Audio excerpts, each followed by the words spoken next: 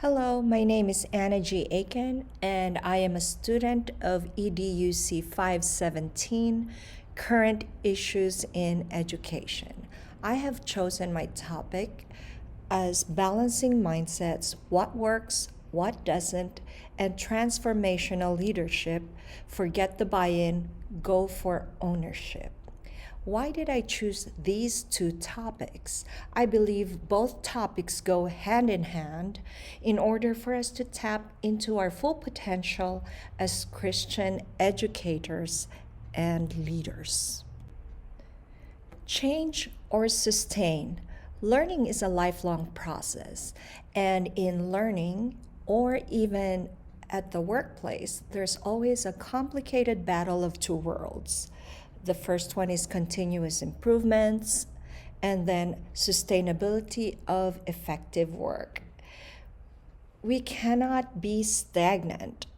The water that sits there and not moving and nothing has been poured into it, it starts becoming stagnant and things grow and it gets murky and dirty.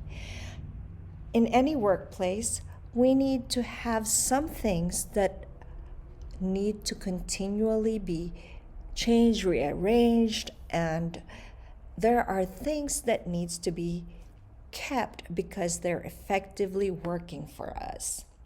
In the picture, you will see in the bottom right, there's a worker that's like being pulled to the right and to the left.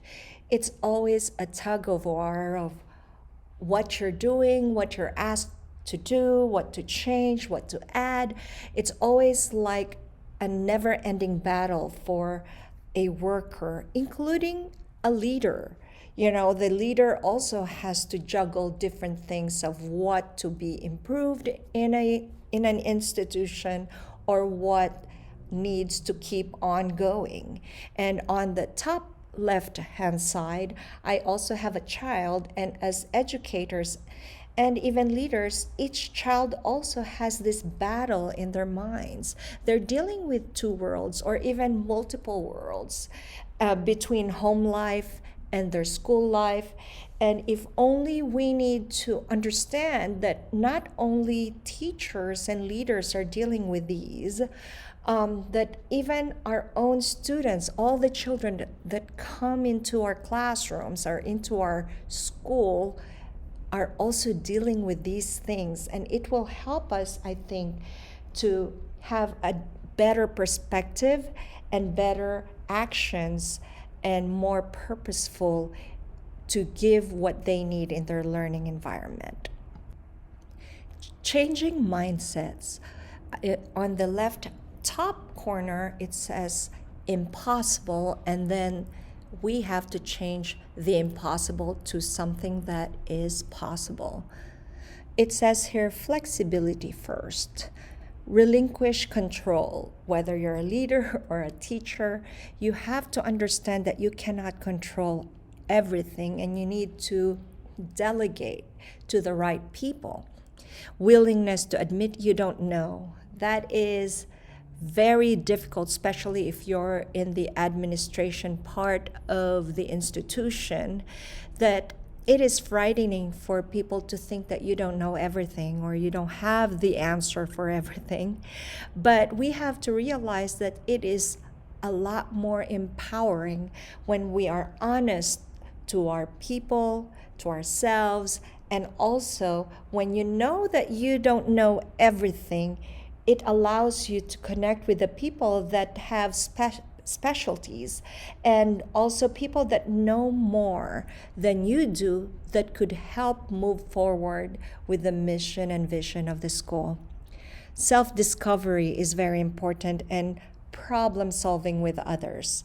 You cannot always run everything by yourself because you are only one and it's a limited kind of movement or action. Listen for the truth. What is behind this? You need to really stop and figure out prayerfully, and also hopefully you have people around you, the staff collaborating with you, and some advisors that could really help you understand what is the root problem or what is moving the progress, or what is stopping the progress. If we take the time, something will resound and help us see. We leaders are bombarded with different suggestions and different opinions, and sometimes you're not there at all when some things happen that you cannot make a very sound decision right away. So taking your time, pausing, helps you to see clearer and have enough information to be able to make a sound decision or action. Welcome positive critiques and feedbacks, even negative ones, because that will allow you to fully see everything and be able to manage things properly moving forward. Thank colleagues, friends, family for sharing their thoughts on changing or sustaining things.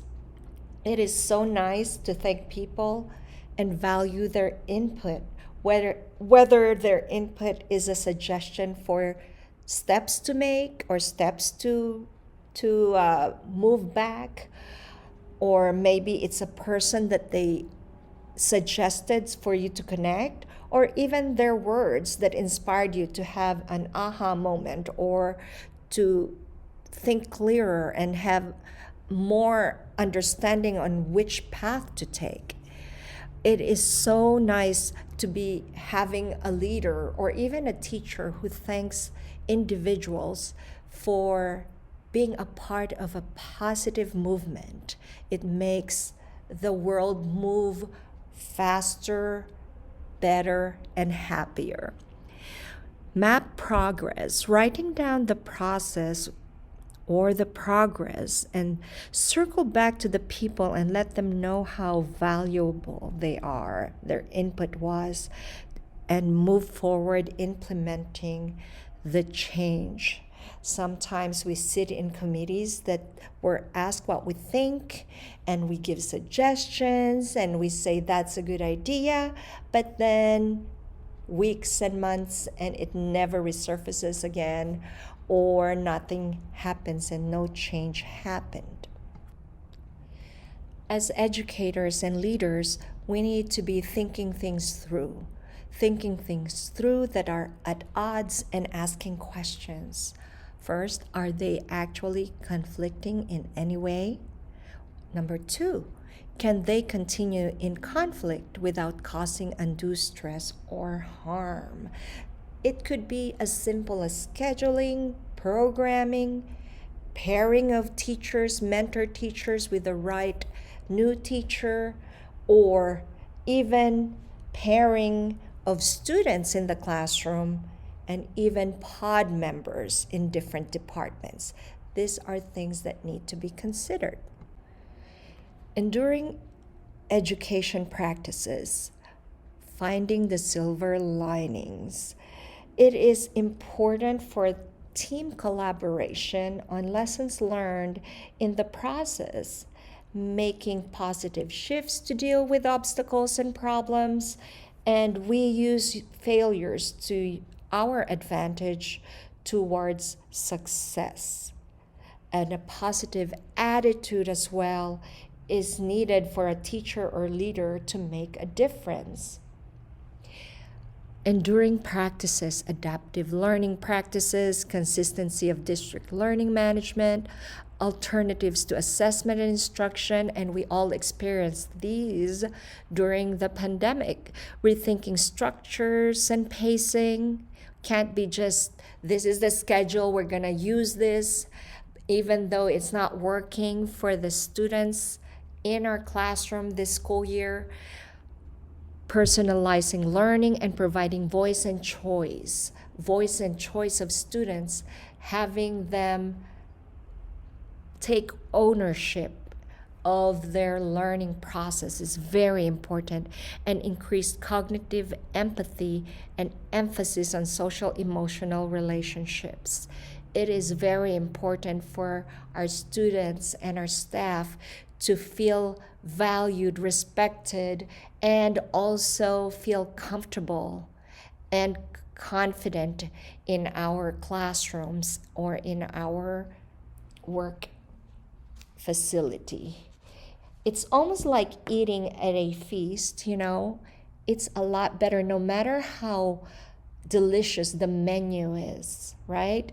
If you are eating with people that you don't know and even not agree with, it is very difficult to enjoy that wonderful feast. It's the same thing in the classroom and even in the work environment. Tolerating workplace transitions. Call it like it is. No matter how difficult the shift is, you are tackling it as a staff. And look to transitions for opportunities. If it isn't broken, why fix it? Or even if it isn't broken, can we make it better? This needs a trusting relationship between the leader and the team. And building redundancies is also important. No one is indispensable. The truth is, what others can do when we are no longer around, that is our legacy. It's so some leaders say, well, it fell apart because I'm not there anymore. But the truth is, the best leaders and administrators and even educators is that when you move on, there's retention of the proper execution and deep understanding on what works and does not work. Transparency is very important to build redundancies. It is good for staff and leadership to have mutual respect and trust and clear understanding of the mission and vision of the school. And I read in one of the articles about stay interviews. And stay interviews are not being used a lot, but it is not an interview at the end, like the exit interviews we have for when somebody leaves or at the end of the school year. But this is an interview planned to ask valued employees that are asset to the school towards the school's progress. It's not about evaluating their work itself, but looking at the big picture, what works and what are their suggestions and what are the things that they see would be beneficial for the school and the staff. And also discovering valued staff's other talents and passion so that we could multiply the workforce that you have. So if somebody gets sick or have to move to another state, the gears are continually moving towards the goal for that school year. Finding success in troubled times. Larry Coy said, "To find success in troubled times is to take ownership of the experiences that created you, who you are today. Excavate the significance of your own stories because no one knows them better than you do." Larry Coy was an undercover and counterintelligence FBI agent for 24 years and is now an author and toughness coach. Our lives are not happenstance. God has chosen us for a purpose. What we experience in life helps us to be stronger and equips us to be most effective in helping others and His mission while enjoying the gift of life and happiness that He has planned for us and He has given us. Troubled times, what should we do? When troubled times hit us, we can do one of two things: whimper like a victim or summon the mental toughness to become the person we were meant to be and meet the future head on. Philippians 4:13 says, "I can do all things through Christ who strengthens me." We can't just settle to be victims and we start the blame game and making excuses, and we end up in a miserable loop Without God, we can go around with the great and most intelligent methods. We'll still be just chasing after the wind and be lost. We need God for guidance and have that mental toughness to become the person we were meant to be for His glory. Practical ways to success. Number 1, design a future that works for you. Who we are right now, who you want to be in the future.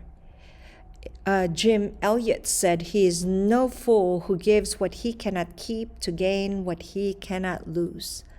How to make it work for you. Take an honest look at yourself. How can you succeed? How can you fail? Honesty is the best policy, not only to others, but most of all to ourselves. It has to start from within. And here the picture says, knowledge is knowing a tomato is a fruit, and wisdom is not putting a tomato in a fruit salad. Well, guess what? A tomato is a fruit, yes, and it has vitamins and minerals, but it doesn't always go with every dish. We are now going to know when to use the tomato or when not to add the tomato in a dish. Practical ways to success. Number 2, define what success means to you and how to make it work for you. Is there more room to reach your potential? What do you want from family and friends? Think about a career that provides value and meaning for you. How are you going to prepare yourself? And how are you going to educate yourself? We need to be honest with ourselves. Personal actions becomes purposeful with direction and not reacting to wherever the wind takes us. Sadly, in our personal lives, but also for teachers and leaders, proper placement is key. Practical ways to success. Number 3, harden up rather than wither like a wimp. We need to harden up because self-righteousness can be addictive if we let it control us. Self-righteousness is addictive. Misery loves company. And self-righteousness, misery, gossip, those are toxic for the workplace and for our mental, emotional, and physical health. Our productivity and our purpose get compromised when it is a toxic working environment. How to make it work for you. Lessen your social media intake, which thrives on sensationalized information and unedited for accuracy and validity. Less social media, less exposure to stereotypes that don't always represent reality, and engage in conversations with people that know more than you do. Practical ways success. Number 4, conquer events before they conquer you. It is easy to be rolled over by events that accompany troubled times.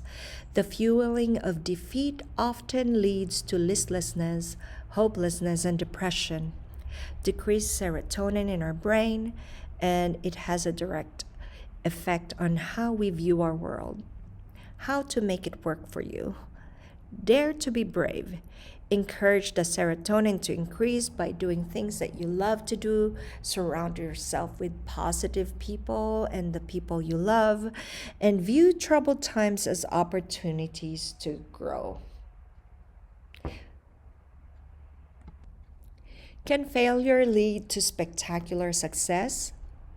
Well, failure produces scrappiness, and things get disorganized. There's arguments and chaos and less productivity. How to make it work for you? Have a growth mindset. Problem solving with others, which grows brain capacity as well. Problems slightly too hard for you? Ask these questions. Be honest with yourself.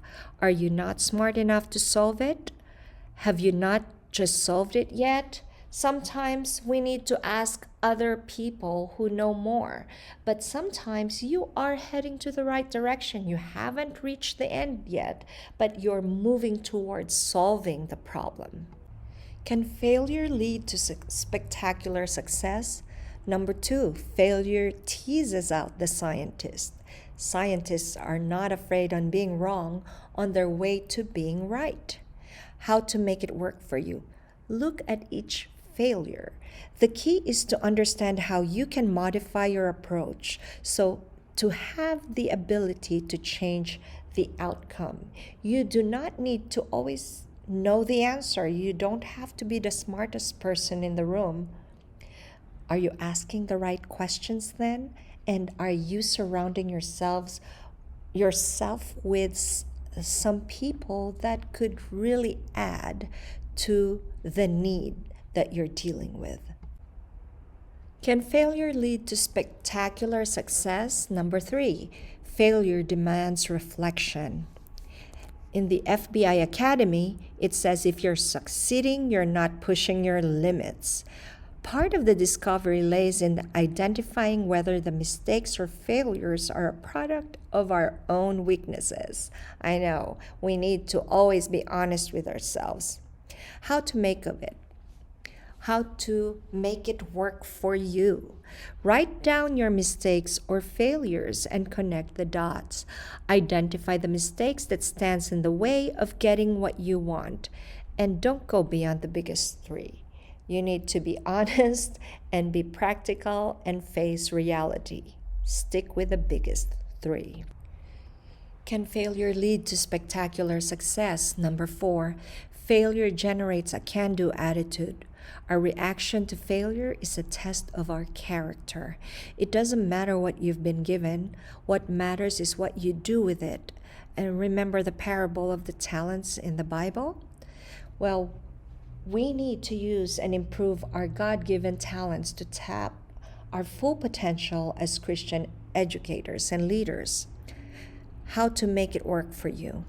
Don't wait for the crisis to show up. The middle of a crisis is not the time to learn how to handle life's challenges and overcome failure.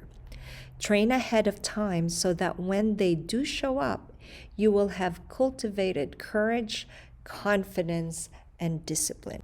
Transformational leadership. Learn the new language. Why the old language of transformational leadership no longer works. We need to ask these questions for the most important decisions to make.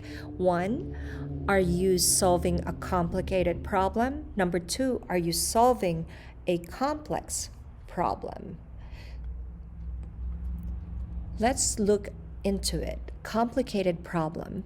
Problem with one right answer and requires a certain expertise to solve. Examples: school finance, human resources, school calendar, school schedule, curriculum deployment. Complex problem. Problem with unknowable answers. There is not one answer. Examples: discrimination, bullying or harassment, performance issues, bad job fit or lack of training, gossiping employees, and unmotivated employees. Both of these types of problems need team collaboration with clear mission and vision in mind. Forget the buy-in and go for ownership. What is buy-in? The buy-in and engagement are transaction words. You have the answer and the others must support the answer. Ownership, going to the staff before any decisions are made with tremendous vulnerability, recognizing that there is more than one answer. Why shift to ownership? Because collectively we make better decisions. And when we collectively make better decisions, then workers are valued and resulting in a healthier working environment, resulting into productivity and success. Let's talk about transformational leaders. They query others at the start. not the middle or end of the decision or action. Invite questions or concerns using digital tool to crowdsource effectively. There is vulnerability, transparency, and accessibility. Transformational leaders do not talk about openness because that's a transactional method, but provide radical transparency and unprecedented levels of accessibility to the information and people, using networks, not hierarchy. Using teacher networks. Network of crowdsourced teachers provides a robust constellation of options. The leader makes a much more informed decision. To help our students thrive, leaders and teachers must learn this new language of ownership and know when to apply it and not just shove things without collaboration and team input. Network equals net worth. A leader needs to recognize the value of network, know when to cash out, when to cash in, do not put too much weight on others, and never ever take on too much weight alone. Respect Robin Dunbar's number. He is a British anthropologist, and he said 150 people connections at a given time for a person.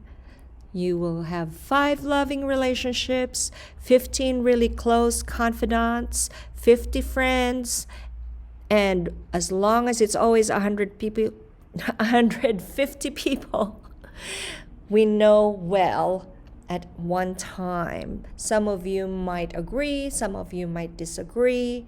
It depends on your position in the society, but most of us kind of have that even though we have so many hundreds of friends, you can't just always connect with them in the same quality of time because we are limited.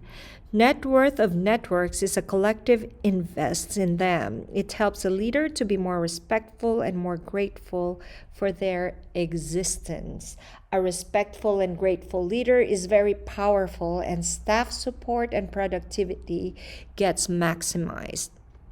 You can have the skills and knowledge, but without proper connections, it will be difficult to get a job or even build a business, get greater things done, lead an institution better when you have the proper network.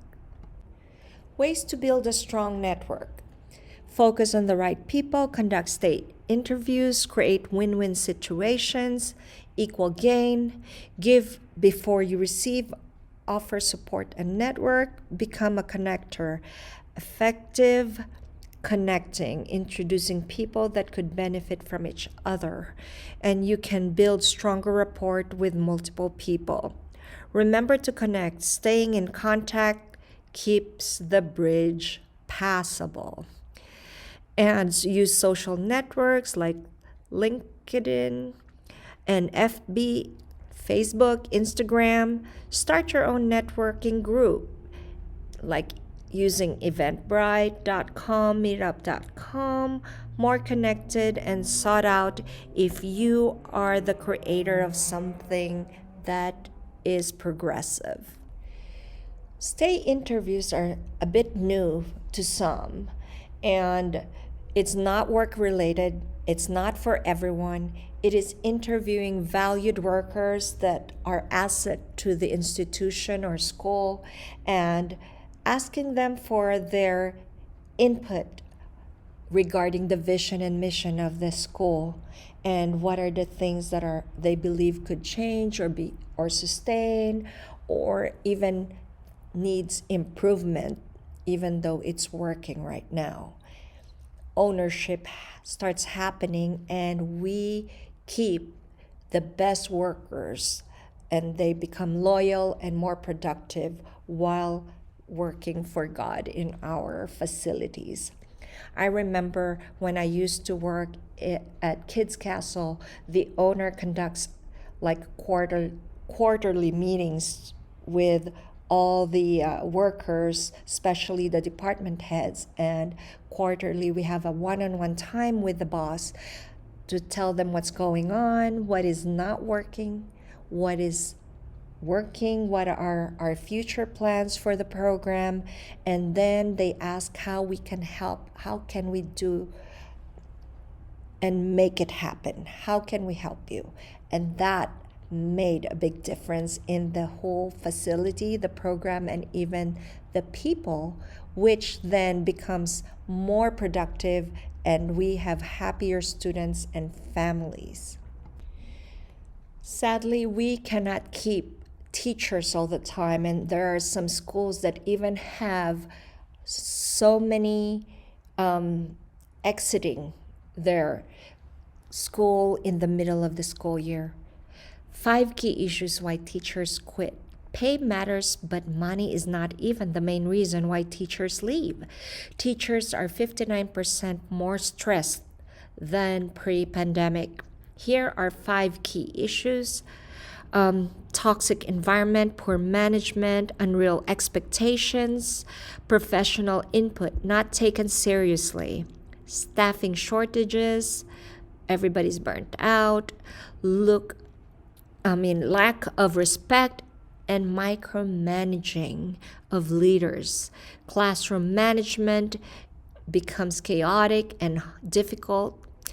Some tactics that are suggested: mental health days for workers, incorporating teacher input into new initiatives. Not like it's been years since you last talked about things that might be good and never really dealt with it. And you need to be, as a leader, you need to be transparent and explain and give immediate feedback, whether it will be helpful or something that might not be useful for the moment. Teacher mentorship programs also need to be dealt with properly. Keep mentors and mentees in close contact. Mentors should be impartial and guide from the side, not just dictate and shove things on the new teacher. Let new teachers choose their own goals. Let them have ownership in their journey as well, and make sure it is a good match. 6 ways to give intentional feedback. Feedback is variable and should not be one size fits all. Tailor discussions as excellent job, could do better, not up to par. Engage in dialogue and not monologue. Don't bombard teachers. Don't come huffing and puffing telling them they're doing something wrong or there's a big problem. Wait for the right time and talk to them when you are calm, collected, and have paced yourself and have more of a sound mind and purpose. Focus on input on student learning while respecting what teachers know about the student. That is very important. Make feedback quick when implementing a new initiative, and critique work, not people. I came across this article, Perfect Messages to Show Appreciation for Good Work, and I just want to share a few. For quality good work, or for quality work and effort, wouldn't it be nice for our boss to say this? Be proud of the fact that you have the power to rise above any situation and deliver the best results no matter the circumstances. Excellent work. To be honest, I don't know how you manage to do such a good job every single time. Very well done. You continue to exceed every expectation that we set. Great job. The way you handled the project showed resilience, experience, knowledge, and critical thinking. We would love to get your perspective on our next project. Perfect Messages number 2, for dedication and hard work. Never before have I seen an employee so dedicated, hardworking, and yet still tenacious at the same time. You're an inspiration to all of us. They say that the devil works hard. Everyone's wrong. You work harder. We're so proud of you. You manage to go above and beyond for every piece of job that you do. Great work. You haven't seen such quality work in a long time. I haven't seen such quality work in a long time. Great job. I am always left astounded at the level of dedication and hard work you put in every situation. May you reach every height of success. Perfect messages to show appreciation. Number 3, for being a team player. A person like you always stands behind the team in good as well as the hard times. We couldn't have asked for a better team member than you. For helping us reach our targets every single time, we are fortunate to have you on our team. You are a pleasure to work with. Great job. As suggested, I took your advice and found it to be constructive. Thanks for helping me out when I am struggling to reach my targets. Our team members can always depend on your quality work and effort. Excellent work. Here's another one for creativity and outstanding work. The one creative I always love to watch is you. Your work is a joy to witness. Great job. I believe your work will bring joy to many people in the future. May your creativity shine bright in the days to come. We're fortunate to have an innovator and creative such as you in our midst.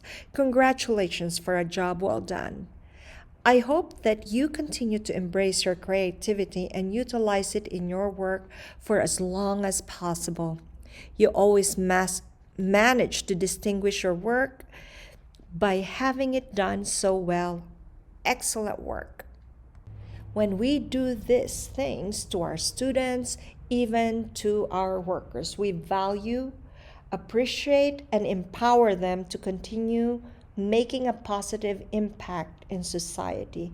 We also pour God's love and happiness as they continue growing and serving Him. A piece of advice: never skip a chance to say good job, for it helps to build a sense of confidence and a zeal to work harder, by Barasha Mehri.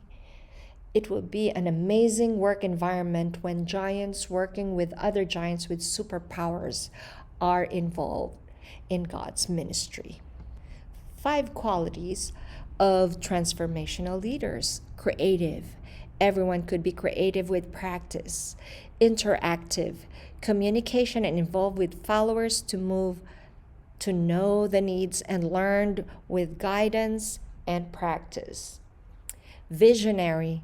Sense of purpose and articulates vision clearly and in a compelling way. You get better with practice, and we see that with Martin Luther King Jr. He started at home, at church, speaking, and then to multitudes of people and even around the world.